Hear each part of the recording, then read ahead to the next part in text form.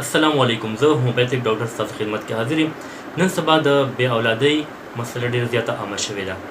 د هغې وجوهات څه دي؟ نو زیاتر زموږ لایف سټایل دی، اوسني چې کوم خوراکونه دي د مخکې وختونو په نسبت زموږ ناسته پاسته ډېره زیاته چینج شوې ده. زموږ خوراکونه ډېر زیات مصنوعي شوي دي، د فطرت نه موږ ډېر زیات لرې شوي یو. د هغې په وجه د دې بې اولادۍ مسله ډېره زیاته شوې ده.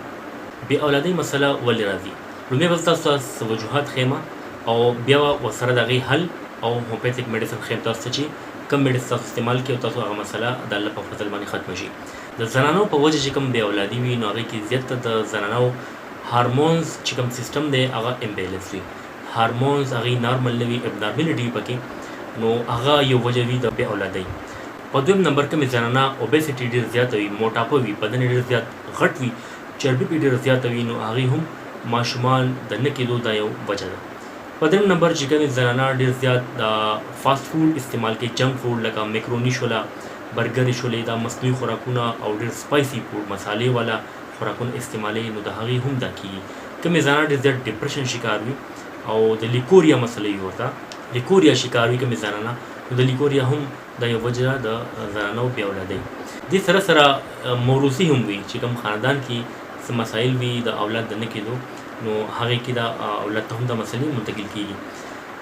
خو زما تاسو دا یو مشوره ده چې زموږ زیاتر نن سبا چې کوم ماشومان نه کېدل دي یا بې اولادي ده، نو په هغې کې 70% چې کوم دی هغه د نارینه لاس وي.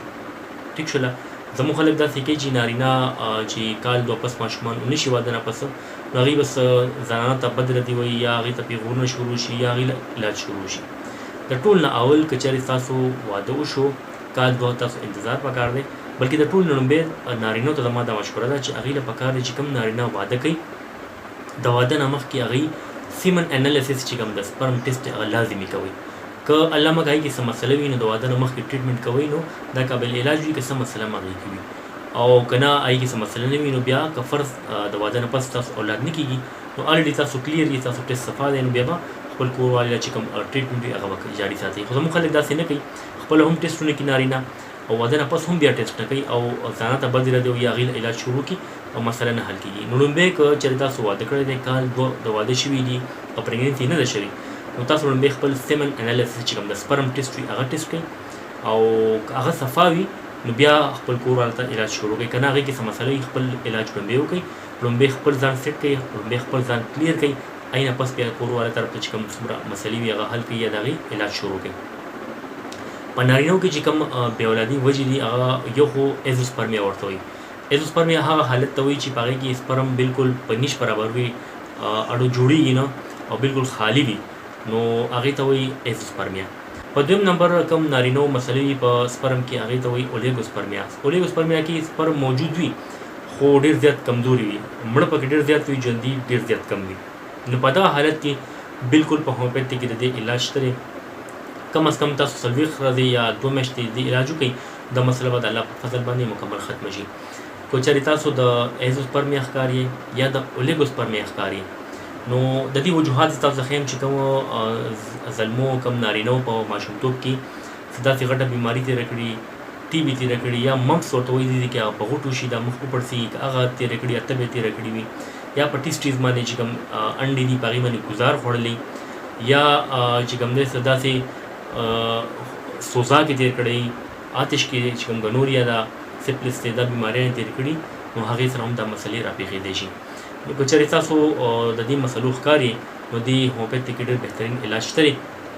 تاسو چې کوم په سکرین باندې نمبر تاسو ته ښکاري وټساپ په دې باندې رابطه کولی شئ او د دې ایزوسپرمیا اولیګوسپرمیا لپاره هومیوپیتیک نسخه تاسو آنلاین هم اډر کولی شئ، ځان ته هم راوختی شئ.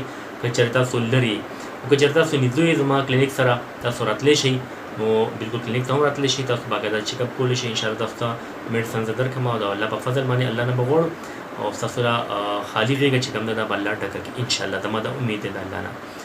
باقي کوم زلمو چې اولیګوسپرمیا مسله ده، سپرم ډېر زیات کمزوري دي او مړه پکې ډېر دي، نو هغې له پکار چې یو خو بازاري خوراکونه نه پرهېز وکړي، مرچکي مسالې دې بالکل نه خوري، ټیک شوله، او مصنوعي خوږه دې نه خوري، بیکري آیټم شو، چیني دې مکمل بنده کړي، هغې دې خالص شهد خوري، کجوري شوي، ډرای فروټ وغیره چې څومره شنې میوې شوي دا ډېر زیات وافر مقدار کې استعمالوي، نو انشاءالله دا مسله به خوراک سره هم حده پورې ختمه شي.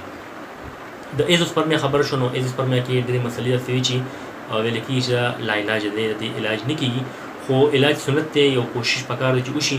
نو د ایزوسپرمیا زه مریضانو له په ټرایل بیس باندې میډیسن ورکوم، صرف د هغې نه فیس اخلم او هغې له میډیسن ورکوم. که چېرې الله هغې ته شفا ورکړه نو بالکل هغې ما ته په اخر کې د هغې پیمنټ کولی شي، او که نه په نصیب کې نه وي نو صرف فیس پکې زه هغې نه چارج کوم او میډیسن هغې له بالکل فری وي. نو تاسو ما سره په دې واتساپ نمبر رابطه کولی شئ چې کوم په سکرین باندې تاسو ښکاري، زما کلیک ته هم راتلی شي او تاسو آنلاین اډر هم کولی شئ د میډیسن، بلکې صرف د ایزوسپرمیا او لیګوسپرمیا لپاره نه بلکې ډېرو بیمارو لپاره تاسو آنلاین اډر بالکل اعتماد سره راکولی شئ او تاسو ته میډیسن انشاءالله تاسو کور ته بالکل په پرته کې ملاویږي. امید ده تاسو به دا ویډیو خوښه شوي وي. که چېرې دې ویډیو تاسو له فایده درکړې وي زما چینل ډاکټر شبیر پښتو خامخا سبسکرایب کړئ، دا ویډیو خپل ملګرو سره هم شیر کړئ چې هغوی ته هم فایده ورسي، او زما دعا ده الله پاک دې ټولو ناروغو خلکو له شفای کامله نصیب کړي، الله دې زموږ ټولې مسلې په خپل قدرت حل کړي. آمین. الله حافظ.